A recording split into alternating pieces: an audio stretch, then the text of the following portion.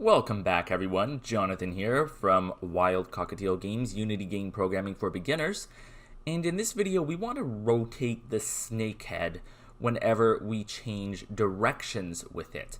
Because right now, if we hit play and we move forward and we change, go down, go left, go up, go right, the snake head, it's moving, but it's not really rotating at all. And it looks a little strange. It's kind of hard to see because the snake head in general isn't that big and it's barely more than a block, but it still will look better if it can rotate. So let's get right in that and start by opening up the head script. And first things first, we already have this whole method here set up for changing direction. So it should be just a simple formula for changing the direction. We'll try it here in the down. Except I'm going to tell you in advance, this isn't going to work properly, but I still want you to see why. So the code that we need here is called transform.eulerAngles. The rotation as a Euler angle in degrees, and this is just going to change the rotation of the object. And we're going to say this is equal to a new vector 3.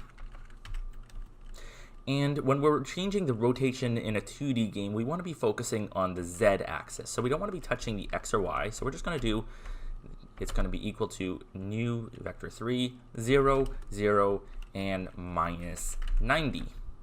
And close bracket, semicolon. Now, if we start up the game and we press down, well, I already told you this isn't going to work properly, but let's see what it does. So you can see that the snake head actually does turn downward, but all of a sudden, by pressing down, we're now moving left. And that's because we're rotating the entire body, and that just changes the direction that the object is going. So hard to picture, but you're changing down, but you're moving the whole body down. So now the down orientation is now the left orientation, and that just creates more and more problems.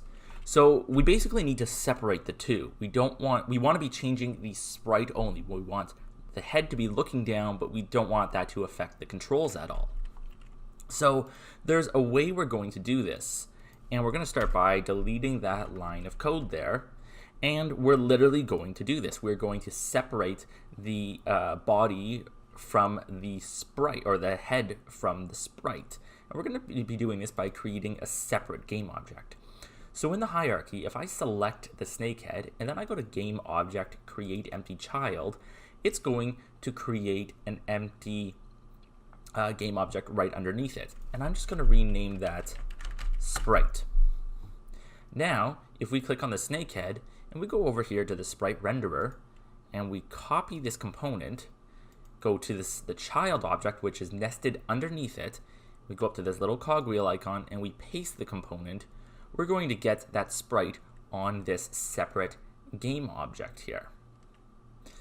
Okay, now, if I select the snake head and I go delete the sprite renderer, remove component, we're just going to see that it's still here. And we can test that out. If we press play and start to move the snake around, it's not going to look any different right now. We're still going to be moving. The snake head is going. Everything is great and as it should be. However, there is an important difference. It's that we have now control over two different components. So what we need to do next is get a reference to this sprite object, which is just directly related, which is directly under the head. So there's a couple ways of doing this, but I'm going to do it the simple way for now, and just say public sprite renderer sprite, and I'm going to name it sprite renderer, and I'm going to hit save. Now, if I go to the snake head, it's going to be asking me in the inspector for a sprite renderer. Now all I have to do is drag this child object into the sprite renderer, and it's going to immediately get a reference to itself. And actually, for consistency, what I should be doing here is doing that within the prefabs folder.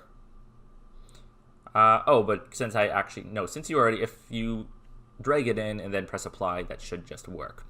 So now the snake head knows that its child object is this sprite renderer.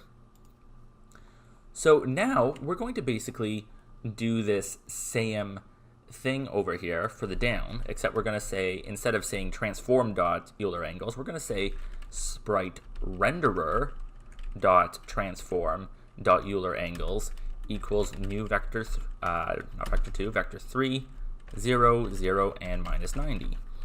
And close bracket, semicolon. And now let's run this again and press down and see what happens. Well, look at that.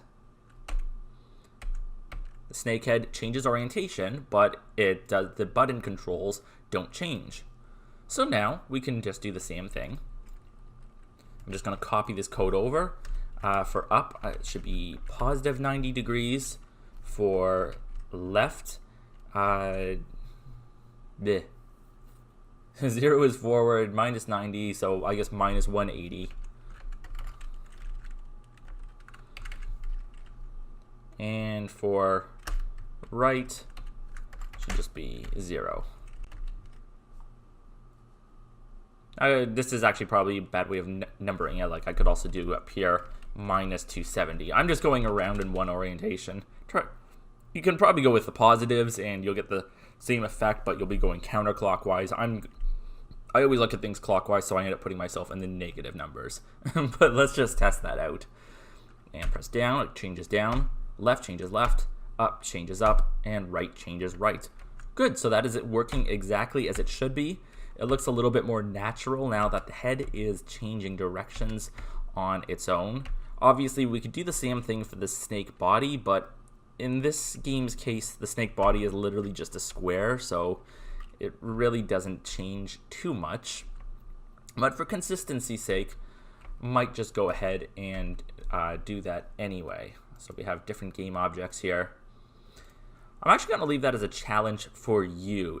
If you want, just see if you can redo this entire process with the snake tail, make it change its orientation. All you have to do is basically follow the code the same way we did for the snake head, except just change it for the snake tail. You want to create a separate child object under the tail piece and give it the sprite renderer component and change its orientation. So quite straightforward. I hope you have found this lesson useful, and thanks for watching. We will see you in the next one.